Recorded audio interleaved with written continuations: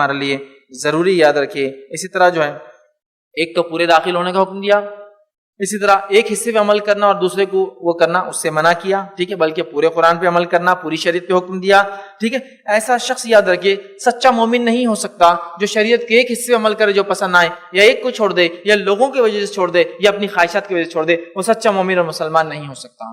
عمر ابن خطاب رضی اللہ عنہ رسول اللہ صلی اللہ علیہ وسلم کے ساتھ جا رہے ہیں.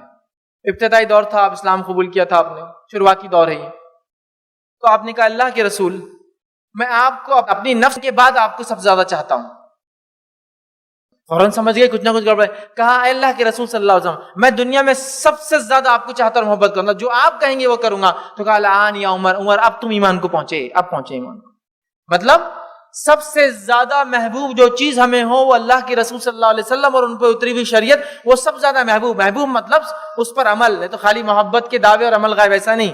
سب سے زیادہ مطلب میں اسی کے مطابق چلوں گا. جب یہ کہا کہ اپنی نفس سے بھی زیادہ, والدین سے بھی زیادہ, سارے دنیا سے زیادہ, تو کہا اب عمر تم ایمان کو پہنچے. اس لیے کہ کوئی شخص جب تک سچا مومن نہیں ہو سکتا جب تک کہ وہ تمام دنیا اپنی نفس سے زیادہ مجھ سے محبت نہ کرے, مومن ہی نہیں ہے.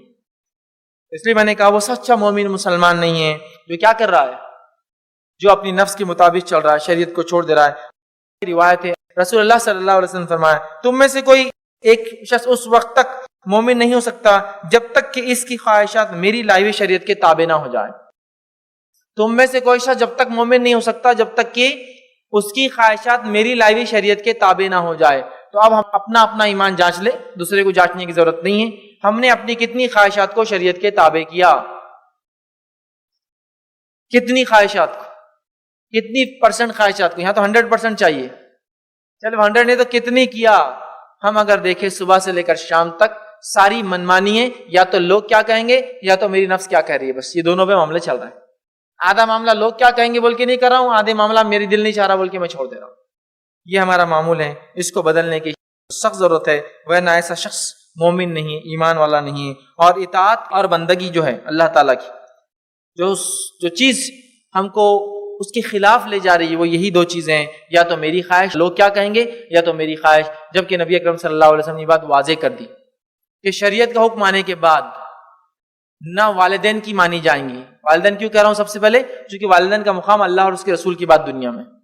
اگر وہ والدین بھی شریعت کے خلاف بولے تو ان کی بھی نہیں مانی جائیں گی. شریعت کے خلاف کوئی بڑا سا بڑا علامہ بھی بولے تو اس کی بات نہیں مانی جائیں گی. شریعت کے خلاف کوئی بھی کہے مانی نہیں جائیں گی, چونکہ نبی اکرم صلی اللہ علیہ وسلم اس کی وضاحت حدیث کے اندر یوں کی, اور آپ نے فرمایا اور کہا اللہ تعالیٰ کی نافرمانی میں کسی کی اطاعت نہیں ہوں گی.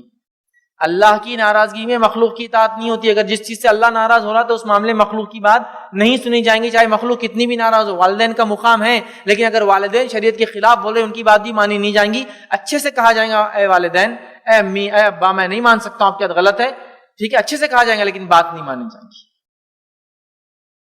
کوئی یہ نہیں کہہ سکتا کہ میرے والدین کہہ رہے نماز کو مت جاؤ تو میں نے چھوڑ دیا, نماز روزہ مت رکھو بولے تو میں نے چھوڑ دیا. نہیں, آپ یہ کہیں گے دیکھیے میں آپ کا احترام کرتا ہوں چونکہ شریعت نے مجھے حکم دیا, لیکن یہاں آپ کی بات نہیں مان سکتا.